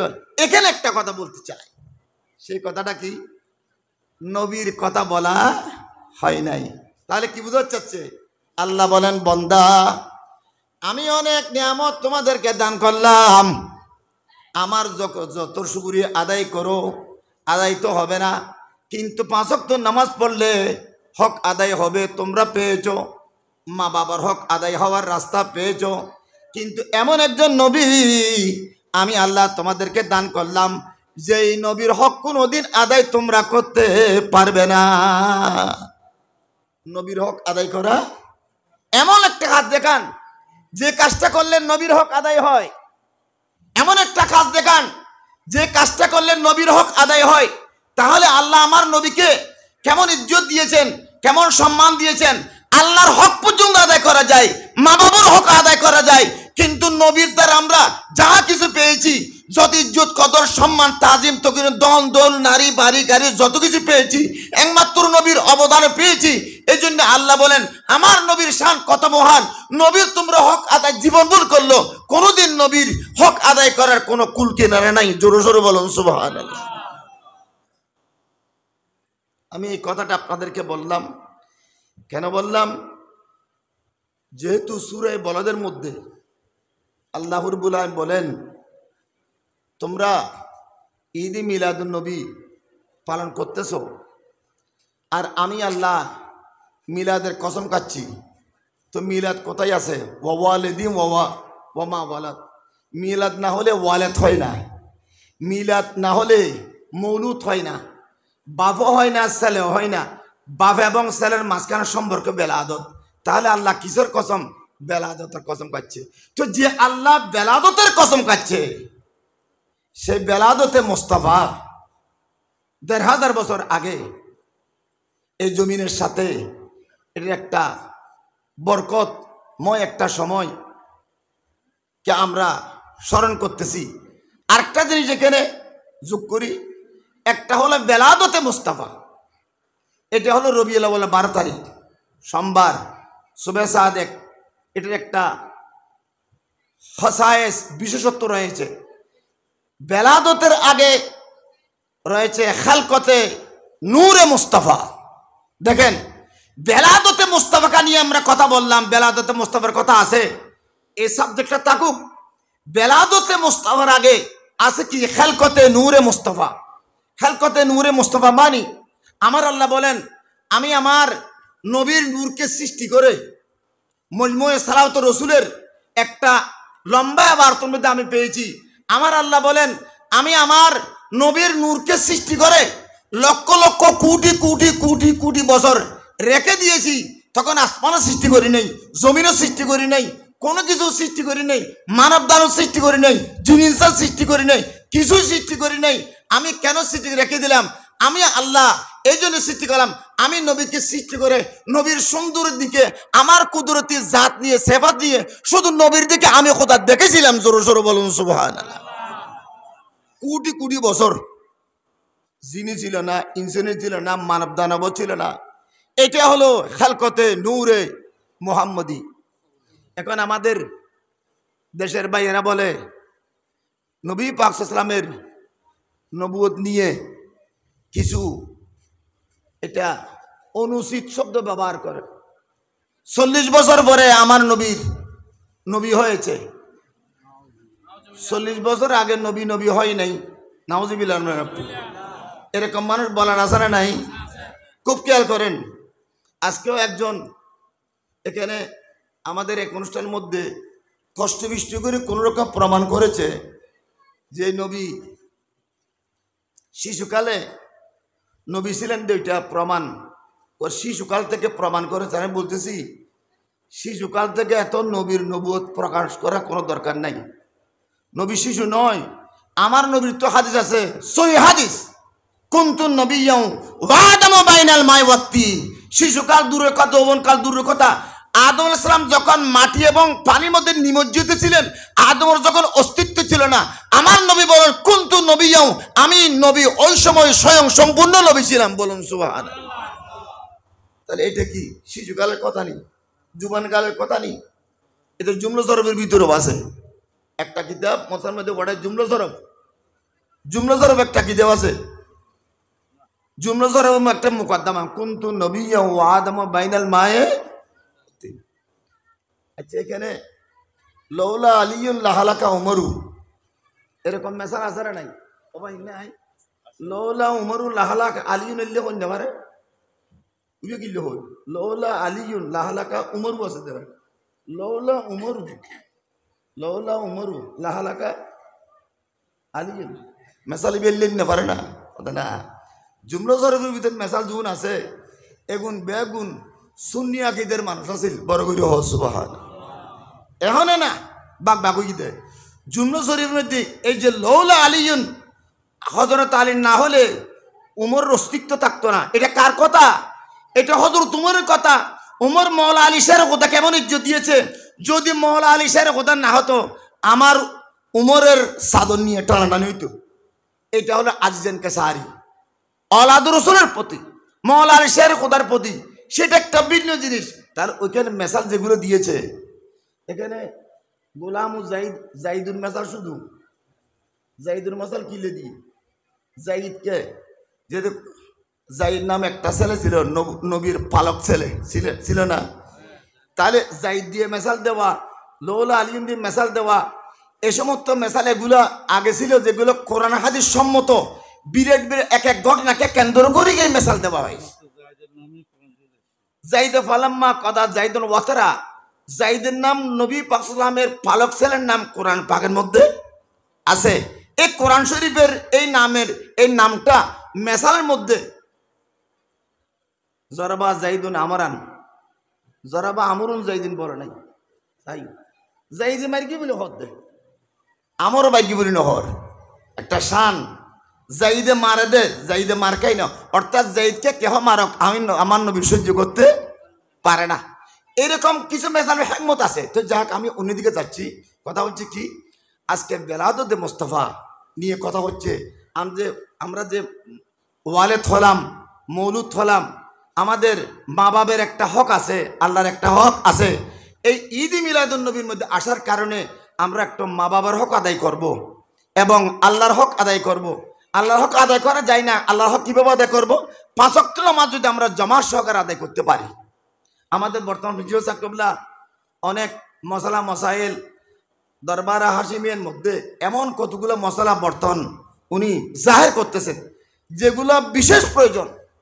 আমাদের দেশের বর্তমান আমলের অভাব, এমন নামাজ পড়তেছি কিন্তু নামাজের মধ্যে নামাজটা ফরজ, ওয়াজিব, সুন্নাত, মুস্তাহাব সহকারে আদায় হচ্ছে কিনা সেটা আমাদের দেখার বিষয় রয়েছে। সেগুলা সুন্দরভাবে জানতে হলে, বুঝতে হলে আমাদেরকে হাশিমের দরবারের মধ্যে গিয়ে মশলা শিখে আসতে হবে। এখন বর্তমান এমন একটা জমানা চলছে যেখানে মানুষ এখানে কোরআন হাদিস বিরোধী অনেক কাজ হচ্ছে না, দমন যাচ্ছে না, কন্ট্রোল করা যাচ্ছে না। কিন্তু দরবারে হাশিমে যেগুলা চালু আছে, চর্চা আছে।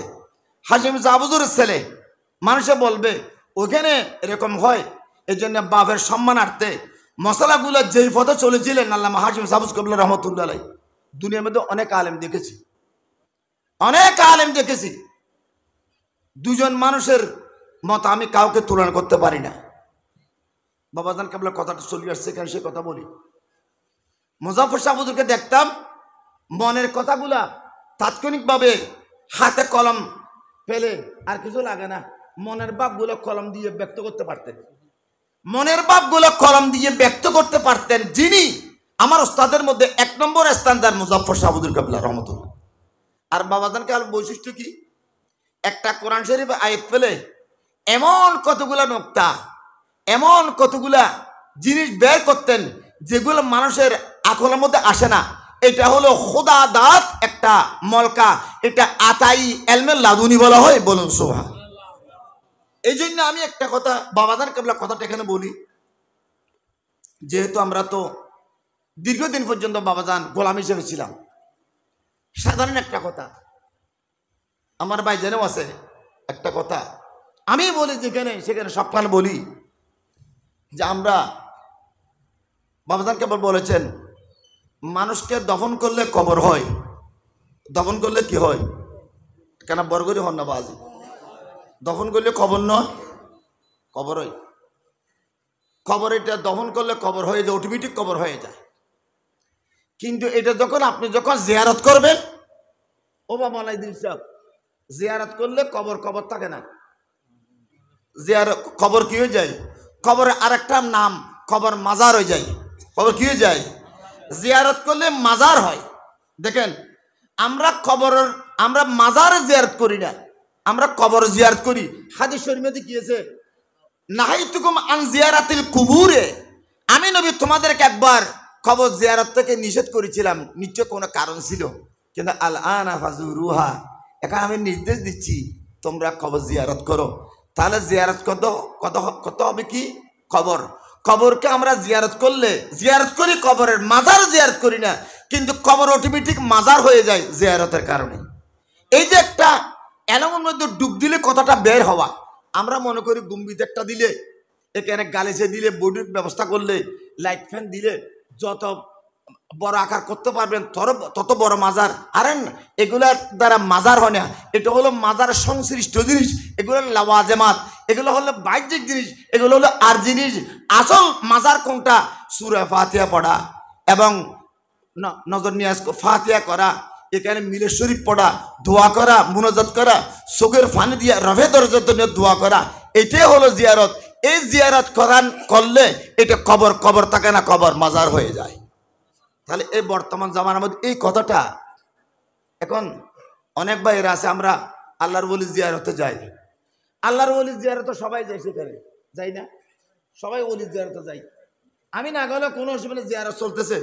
কিন্তু আমার মা বাবার কবরের মধ্যে আমি ছাড়া,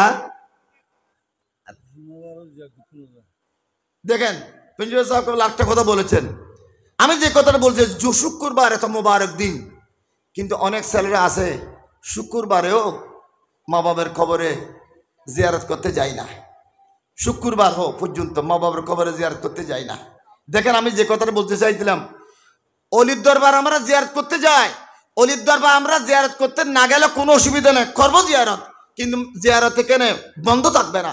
কিন্তু আমার মা বাবার কবর মধ্যে আমি ছাড়া দ্বিতীয় তৃতীয় জন কবর জিয়ারত করার জন্য কেউ আছে নাই। তাহলে নিজের মা বাপকে জিয়ারতের মাধ্যমে মাজার করতে পারলাম না, আর জনের মাজারের মধ্যে গিয়ে আমরা পড়ে থাকি, যান কোনো অসুবিধা নাই, কিন্তু নিজের মা বাবার হক তো আদায় হলো না। জিয়ারত করা মানে কি? মা বাবার হক আদায় করা। অন্তত পক্ষে শুক্রবার একদিন যে ব্যক্তি মা বাবার কবরে যাবে, একদিন যদি কবরে যাই, আল্লাহ জিয়ারতের কারণে 40 দিনের জন্য কবর আযাব উড়ে যায়। কবরের মধ্যে এক দাঁড়িয়ে কিছু বলার সাথে সাথে 7 দিনের জন্য কবর আযাব মাফ হয়ে যায়। যেমন একটা কথা আছে কি, মা বাবার সামনে কোনো ছেলেকে এই কতল করা যাবে না, মা বাপ থেকে দূর রাখতে হবে, মা বাবার যেন নজরে না পড়ে। কারণ মহব্বতের একটা জোশ আছে, আজানে নাই? সেই মহব্বতটা কে দিয়েছে? আল্লাহ যে মহব্বত দিয়েছে, সেই মহব্বতের মধ্যে একটা আবরণ পড়ে যাবে। এই জন্য মা বাবার সামনে ছেলে সন্তানকে কতল করা যায় না, আবরণের কারণে, মহব্বতের কারণে। তো আমি কেন বললাম এই কথাটা, সেই মা বাবের সাথে আমরা হক আদায় করি না, শুক্রবার চলে যাচ্ছে। আল্লাহ কোরআনে পাকে বলেন, ও আমার বান্দারা, তোমাদেরকে বলেছিলে মা বাবার ব্যাপারে সেবা যাত্রা করতে, আমি বলি নাই ওয়াকাদা রব্বুকা আল্লাহ তা'বুদু ইল্লা ইয়াহু ওয়া বিল ওয়ালিদাইনি ইহসানা। আমি বললাম আমার ইবাদতের পাশাপাশি তোমাকে আরেকটা দায়িত্ব নিতে হবে, সেটা হলো মা বাবার সেবা যত্ন করা। ওয়ালা তাকুল লাহুমা উফিন, মা বাবা যদি তোমাদেরকে বলে কোনো কাজ করার জন্য, তুমি সেখানে উফ বলবে না। উফ মানে কি? হাই হুতা, সেটা না। উফ মানে হাই হুতা, উফ এটা না। উফ মানে শব্দের অর্থ হচ্ছে পারবো না। অর্থাৎ মা বাবা যদি কোনো কথা বলার জন্য বলে, নির্দেশ দেয়, আদেশ দেয়, তুমি বলবে আমি করব, করতেছি, এ কথা বলো। আমি পারবো না, উফ মানে পারবো না, এই পারবো না শব্দ তুমি মা বাপকে বলতে পারবে না। ওয়াখফিজ লাহুমা জানাহা যুল্লি ওয়ালা তানহারহুমা। এখন বর্তমানে আমরা মা বাপকে দেখলে দমক দিই, আছে না? টাকা নাইলে, টাকার গরমে, পয়সার গরমে, ঘরের মধ্যে আসলে মার উপর মার দিকে দেখি এত বড় বড় চোখ দিয়ে, বাপের দিকে দেখি। অথচ এক সময় ছিল মা বাপের সাথে কথা বলার সময় কান্না কান্না বাপ আসতো, ঠিক না? কান্না কান্না বাপ আসতো প্রথম যুগের মধ্যে। সেই বাপটা কোথায় গেল? এখন মা বাবা যখন কথা বলে, মা বাবা এখন কথা বলার সময় মা বাবা কাঁদে। তো এখানে গরিব তোয়াঙ্গর ছেলে কাকে বলা হয়? যেই ছেলেকে মা বাবা বই করে সে হলো গরিব ছেলে, আর যে ছেলেকে দেখলে মা বাবার কোমরের মধ্যে বল আসে সেটা হলো তোয়াঙ্গর। জোরে জোরে বলো। এখন বর্তমান আল্লাহ বলেন লা তানহারহুমা, তুমি মা বাপকে দমক দিতে পারবে না, নিষেধ, কবিরা গুনাহ, হারাম। ওয়া কুল লাহুমা কাওলান কারীমা, মা বাবার সাথে কথা বলার সময় আদব বজায় রাখো, নরম বিনয়ী বাপ। ছাত্র ওস্তাদের সাথে যেরকম সেরকম আরো বেশি। কোন ওস্তাদকে দেখলে হজের সোয়াব নাই, ফিরেরা তুমি বাইট হচ্ছি, ফিরের দিকে দেখলে হজের সোয়াব নাই, কিন্তু মা বাবার দিকে দেখলে হজের সোয়াব আছে। তো বলেন না সুবহানাল্লাহ।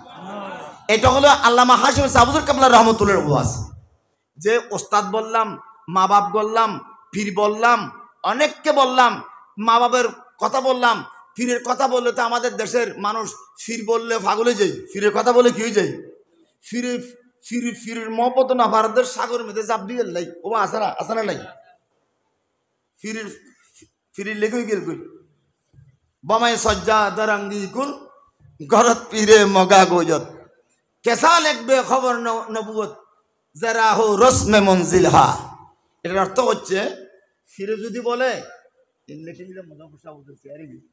ফিরে যদি বলে এই আমি যেই মশালার মধ্যে নামাজ পড়তেছি এটা শরাবের মধ্যে ডুবো, শরাব আছে না, শরাব মদ শরাব আছে না, তো শরাব মদ তো না পা হক্কানি ফিরে যদি ফিরে মগা যদি বলে এ তুমি যেখানে নামাজ পড়তেছো মশলাটা এখানে তুমি শরাবের মধ্যে ডুবে দাও, তখন সত্যিকারের যারা মুরিদ আছে তারা বুঝবে যে মশলা এটা যদি ফাঁক জিনিস, শরাব এটা বা না ফাঁক জিনিস। আমার ফিরে যখন ফিরে মগা যখন নির্দেশ দিছে আমি এখন এটাকে শরাবের মধ্যে ডুবে দেব, তো এখানে বলছে ডুবান কোনো অসুবিধা নাই, কিন্তু ফিরে কেন এটা নির্দেশটা দিতে হতে? ফিরে কেন এই মুরিদকে শরাবের ভিতরে মশলা ডুবানোর নির্দেশ দিচ্ছে? এটা মুরিদি জানে না, এটা ফিরে জানে। তাহলে ফিরি মুরিদের একটা আকর্ষণ আছে না নাই? আছে। ফিরি মুরিদের একটা আকর্ষণ আছে। এত আকর্ষণ থাকার সত্ত্বেও ফিরের দিকে কেহ দেখলে হজের সওয়াব পাবে, রেওয়ায়েত নাই। ফিরের দিকে কেহ দেখলে তোমরা সওয়াব পাবে, রেওয়ায়েত নেই। ফিরের দিকে কেহ বললে একটা রোজা সওয়াব পাবে, রেওয়ায়েত নেই। কিন্তু রাসূল করিম সাল্লাল্লাহু আলাইহি ওয়াসাল্লাম ইরশাদ করেন, মা বাবার দিকে কেহ যদি একবার দেখে একটা কবুল হজের সওয়াব বরাদ্দ আছে। একটা এ সময় তৈরি হন না বড় করে সুবহানাল্লাহ, এনা সুবহানাল্লাহ গাড়ি জন্য নিলেন।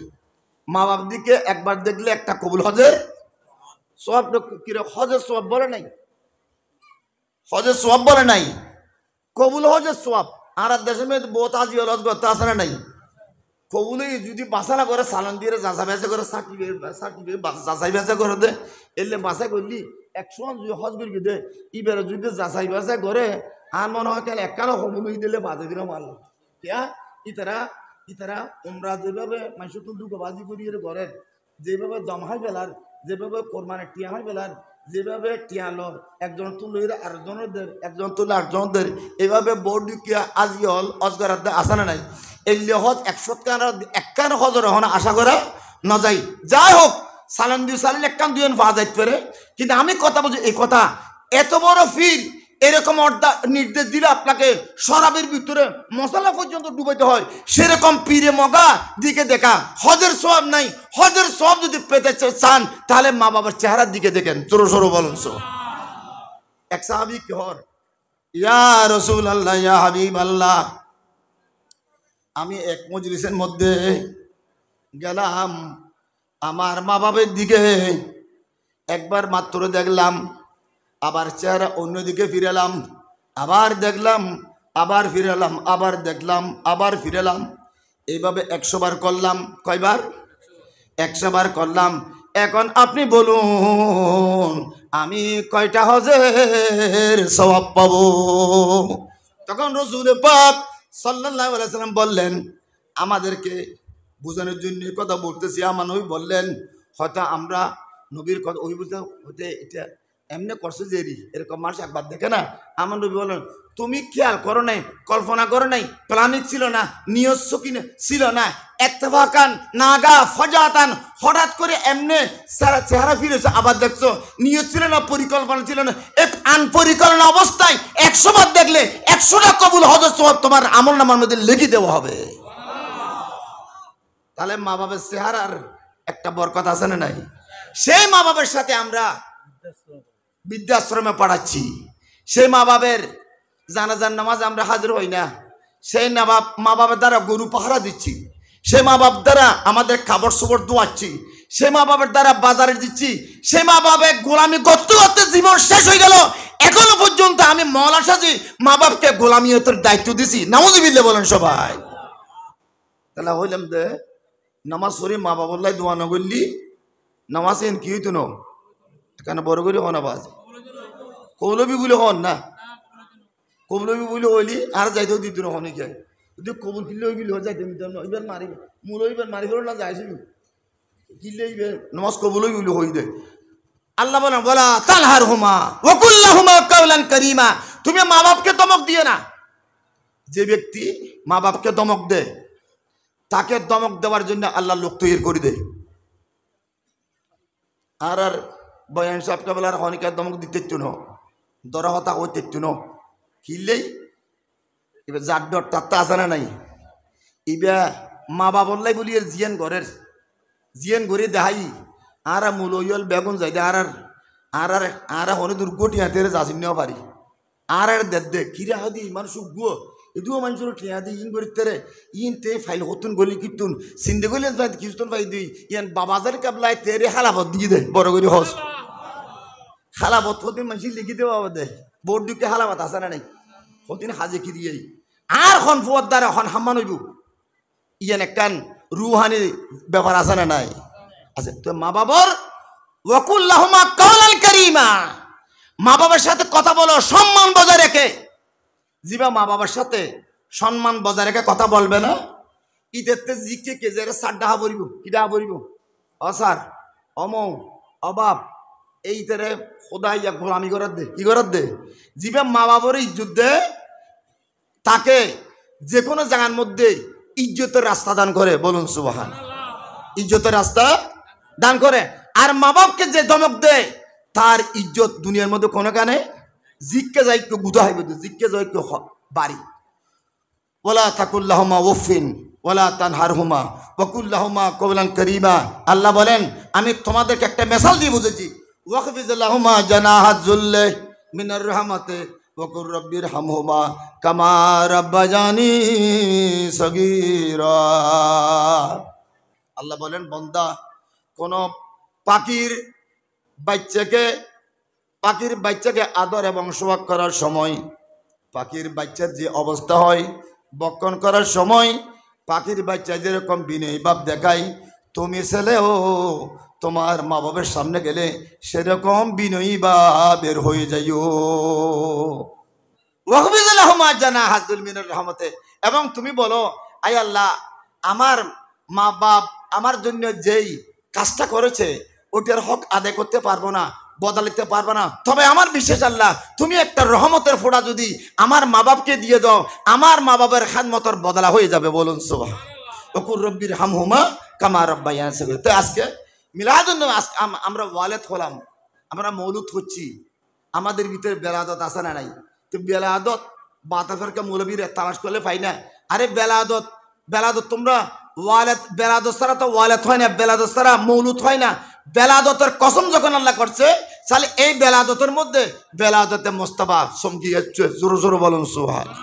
ঈদ মিলাদুন নবী অনুষ্ঠান আমরা যারা হাজির হলাম, এখানে নাম দিলাম ঈদ মিলাদুন নবী, কিন্তু কথা বলার সুযোগ হয়েছে, নাম হলো মিলাদুন নবী, মা বাবার কথা বলার সুযোগ হয়েছে। আমার আর একটা কথা, বর্তমানে রসুল পাক সাল্লাল্লাহু আলাইহি ওয়াসাল্লামের মা বাপ ছিলেন কিনা? মা বাপ ছিলেন কিনা? রসুলের মা বাপের খবরের মধ্যে আমার রসুল যাওয়ার পর যখন দাঁড়ালেন, তখন নবীর নুরানি চোখ মোবারক দিয়ে পানি বের হচ্ছে। আল্লাহ একটা ডাক দিলেন, ও আমার নবী, কানতে হয় সেরকম মা বাপ আমি আল্লাহ আপনাকে দান করি নাই, আমি আপনাকে ওই মা বাপ দান করি নাই যেই মা বাবার জন্য চোখের পানি দিতে হয়। দুনিয়ার মা বাবের মেসাল আছে, আপনার মা বাবের কোনো মেসাল নাই। যেহেতু আপনার মা বাপ অন্য মা বাবের মতো নয়, আপনি যেরকম কার মতো নয়, আপনার মা বাবও অন্য মা বাবের মতো। চোখের পানি দেওয়ার সাথে সাথে তারা কবর থেকে জীবিত হয়ে গেছে। কি হয়ে গেছে? জীবিত হয়ে তাদের মুখ দিয়ে তারা পড়তেছে নিজে নিজে। কেন পড়ে? এই জন্য পড়ে, তারা যদি কাফের হতো, মুশরিক হতো, বেঈমান হতো, তাদের মুখ দিয়ে কোনোদিন কলমা আসতো না।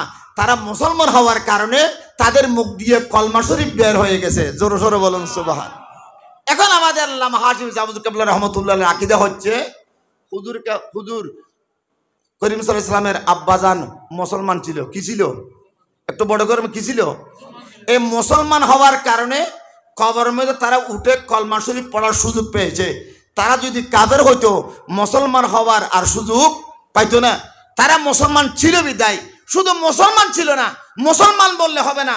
আল্লাহর কোরআনের ভাষায় আরেকটু চিন্তা করলে দেখা যায় অনেক মুসলমান আছে নামাজ পড়ে না, অনেক মুসলমান আছে রুকু করে না, অনেক মুসলমান আছে সজদা করে না।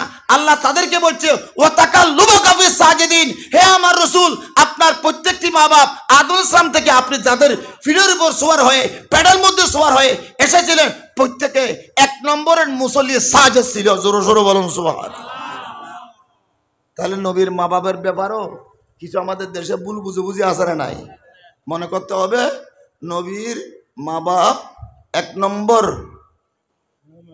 মোমেন, মুসলমান, সাজেদ, বহু গুণান্বিত নয়, বরং একটা শব্দের মধ্যে সব এসে গেছে, ওয়ান্তাকালা নূরুহু মিন তাহিরিন ইলা তাহিরিন। আল্লাহ বলেন অনেক নামাজ পড়ে কিন্তু নাফাকের কাজ করে, আমার নবীর মা বাপকে আল্লাহ রক্ষা করেছে। আমার নবীর মা বাপকে আল্লাহর কুদরতের জমানে, নবীর কুদরতের নবুয়তের জমানে ফাঁক বলে ঘোষণা দিয়েছে। জোরে সোরে বলো। তাহলে সে মা বাপ, নবীর মা বাপ আমাদের মা বাপের মতো নয়। আজকে আমাদের মা বাপ থেকে নবীর মা বাপের কাছে গেলাম, এই কথাটা কেন? আজকে ওয়াজ নসিহত ফিকহ ফাতওয়া ফাসআলু আহলা যিন কুনতুম লা তা'লামুন। অনেক ভাইয়েরা আপনাদেরকে ভুল বুঝাবে নবীর মা বাপ সম্পর্কে।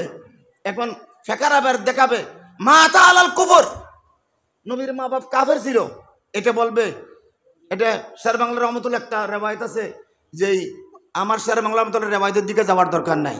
মা তা আলাল কফর মানি, এটা ঠিক আছে, আমি মা মানবো না। এটা মা তা আলাল কফর মানি, মা তা আলা জমনের কফর। কফরের জমানায় যখন নবুয়ত জাহের হয় নাই তখন নবীর মা বাবার এন্তেকাল হয়েছে। এই কফরের জমানার নবীর মা বাবার মতো অনেক আল্লাহর মকবুল বান্দার তো এন্তেকাল হয়েছে। তা কফরের জমানায় আমার এন্তেকাল হলে কি আমি কি কাফের হয়ে যাব? কাফেরের জমানায় যদি আমার এন্তেকাল হয়, আমি যদি কাফের না হয়, নবীর মা বাবার এন্তেকাল কাফের জমান হওয়ার কারণে নবীর মা বাবা কিভাবে কাফের হবে? আমরা আমাদের উসুলের উপর থাকি। শের বাংলার মতো উসুলের দিকে আমরা যাবো না, এটা তাবিল করবো না, এটা রেওয়াজ নুসকা ভিন্ন করবো না। এই হাদিস দ্বারা বুঝে গেল নবীর মা বাপ মুসলমান ছিল। বলুন সুবহান। জন্য আমাদের প্রিন্সিপাল সাহেব কেবলা আপনাদের সামনে জরুরি কথা বলবেন, আমি আর অতিরিক্ত কথার দিকে যাব না। কিছু কথা উনি বললে মানাবে, আমরা বললে মানাবে না, যেহেতু উনি হচ্ছেন সমুদ্রের মানুষ।